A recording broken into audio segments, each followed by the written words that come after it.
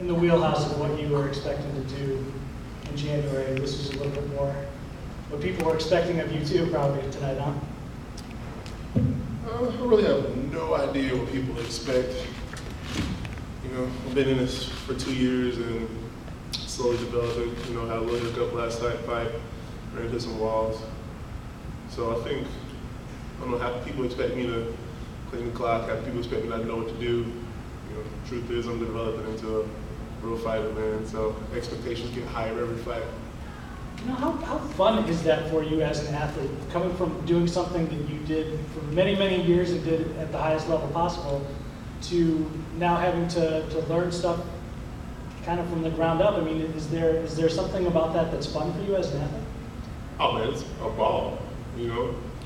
I was just talking to Tyron and Beesman about just the fact that being back, even with the booze, even with all of anything, man, it's the allure, the magic of the lights, the show, the people who just give you all the attention regardless of what kind of attention it is. It's amazing, man. There's nothing like it, and there's nothing more captivating than being in front of a crowd. Going to war.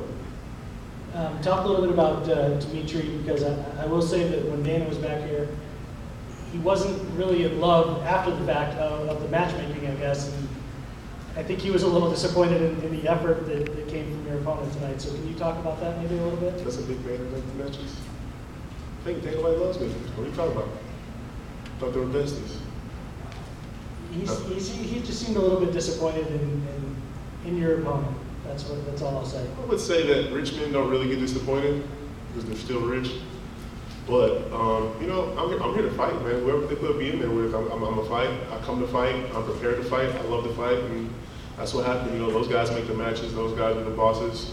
They are the best bosses in the world. You know what I mean? He's the best boss in the world, best matchmaker in the world, man.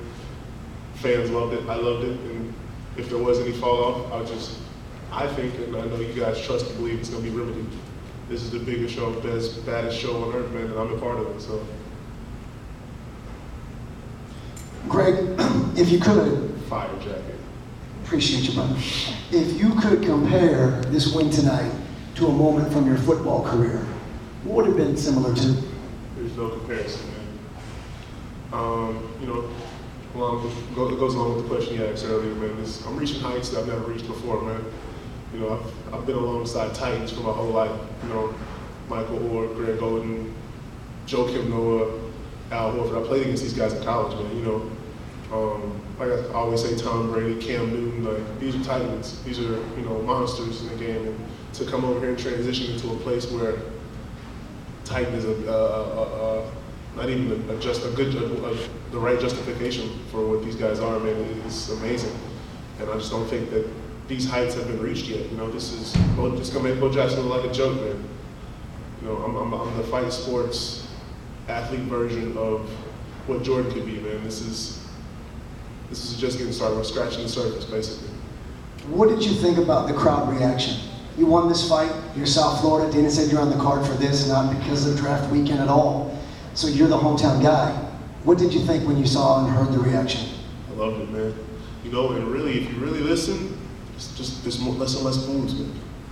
All I hear is the crowd. All I hear is the people that appreciate me.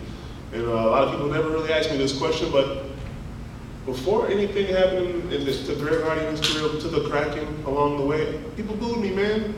You know, like people are gonna boo. It happens. But all I heard was cheers, man. I heard people that love me. I heard my crowd, my fans, the people that I've embraced came down here. You know, been living here for 2-3 years, accept me and enjoy what I put out. You know, that was my favorite part of it. That was the best feeling, just to know that they enjoy what I put out. Does it motivate you at all? Would you rather they be cheers? Or do you kind of enjoy the booze? Does that drive you? All of it. I love all of it. Like I said, man, it's alluring, dude. It's spectacular. It's sparkling. It's a beautiful thing to know that people hate you. They love you. Do they hate you? Do they love you? They want to get to know you. They want to date you, hang out with you, play with my hair. It's long and luxurious. Like it's a fun, fabulous situation, man. And I'm looking forward to just being inside these encounters, you know, interacting with these new fans and seeing what comes of it, you know. Congratulations. And Dana also praised you and for you getting ready and doing what you needed to do tonight. And I'm just wondering, did you do anything different to get ready for tonight? Did your training change at all for you, and then how did you feel after going through a whole training situation? Naturally, the training's going to, well, I would assume naturally for the best, these are some of the best fighters in the world. These are the best fighters in the world in the UFC.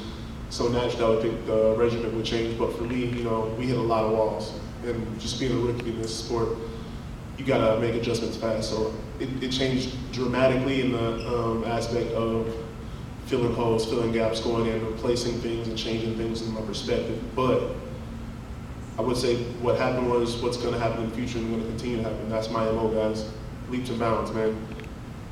Think style builder learns fast. My avatar hasn't even been unlocked yet, man. Greg, do you know when you're going to go back into training?